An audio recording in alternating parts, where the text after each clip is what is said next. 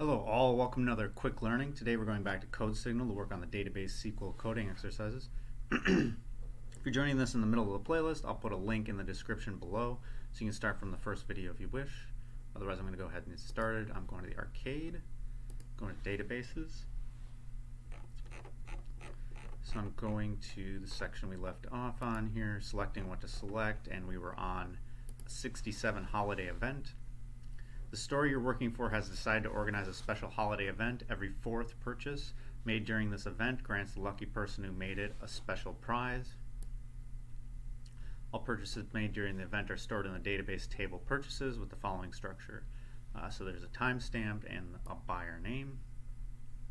Given the purchases table, compose the resulting table with one column winners containing the names of the buyers who won the special prize by making a purchase number k times 4, so k is some integer like 1, 2, 3, 4, etc.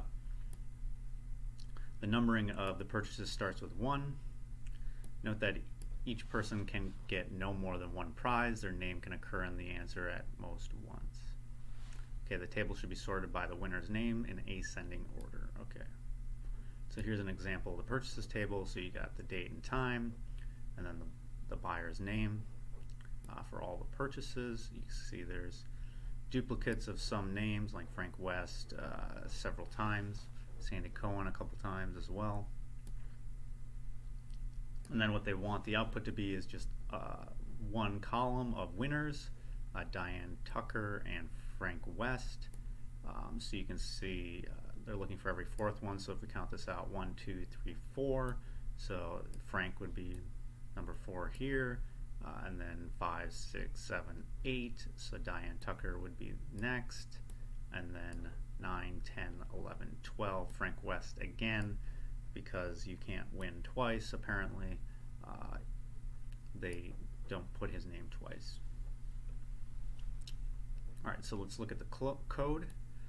So you can see here setting up a session variable. So a session variable is denoted by one @ symbol. If you have two @ symbols, then it's a global variable.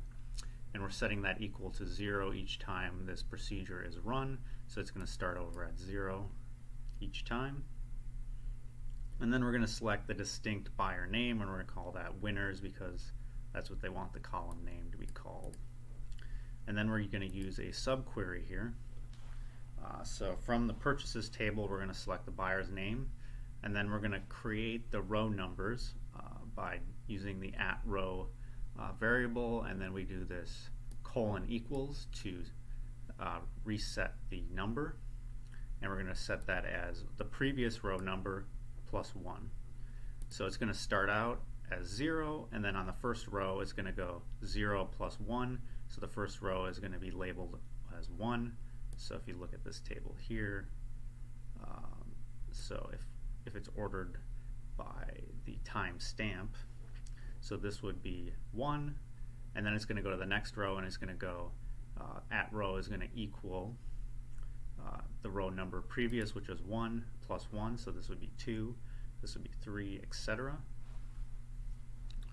And then on the outer part of it, we're going to do in the where clause, we're going to do row number, and this is a modulus operator, so this looks at what is the remainder after you divide by this number. So if you divide by 4, you want the remainder to be 0 if you want every fourth one. So if you go here, the first row, if you go 1 modulus 4, the remainder is going to be 1.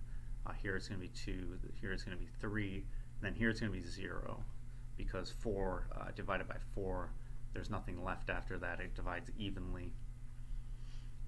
And then 5, the remainder will be 1, 6, the remainder will be 2, etc. And then we just have to order that by the buyer's name, and that's all we need.